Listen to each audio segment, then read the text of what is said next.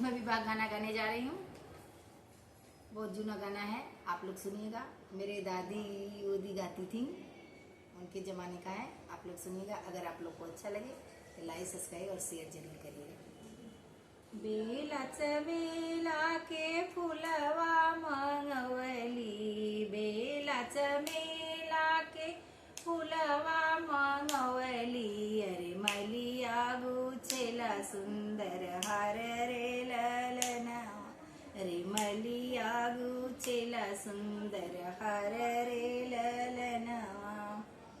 से हार पहिरे न दुल्हा कवन सिंह, से हार पहिरे न दुल्हा कवन सिंह।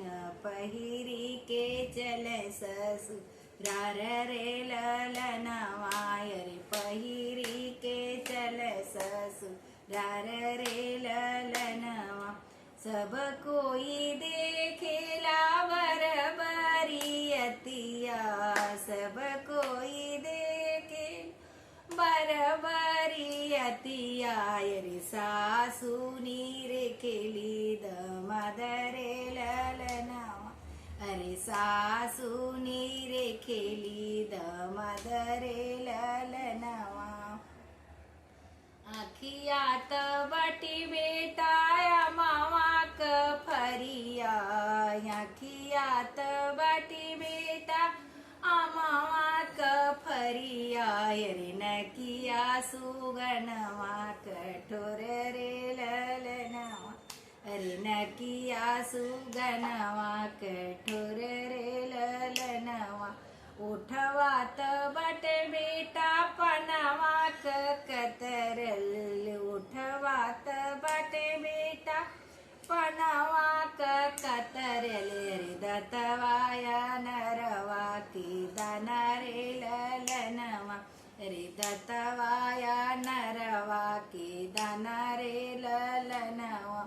किया तो हूँ हवा बेटा मलिया का जनमल, किया तो हवा बेटा मलिया का जनमल। अरे मलिया जे लागे तोरा बाप रे ललनवा, अरे मलिया जे लागे तोरा बाप रे ललनवा।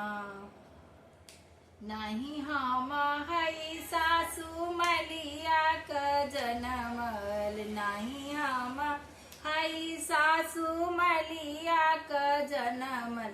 अरे मलिया जे लागे मोरा ससुर रे ललनवा, अरे मलिया जे लागे मोरा ससुर रे ललनवा। ऐसन बर के हम ना परिछबो, वैसन बर के हम ना परिछबो। अरे उलटी के करन जवाब रे ललनवा, अरे उलटी के करन जवाब रे ललनवा। बेलाच मेला के फुलवा मंगवली, बेलाच मेला के फुलवा मंगवली। अरे मलिया गुछेला सुंदर हार रे ललना, अरे मलिया गुछेला सुंदर हार रे ललना। धन्यवाद।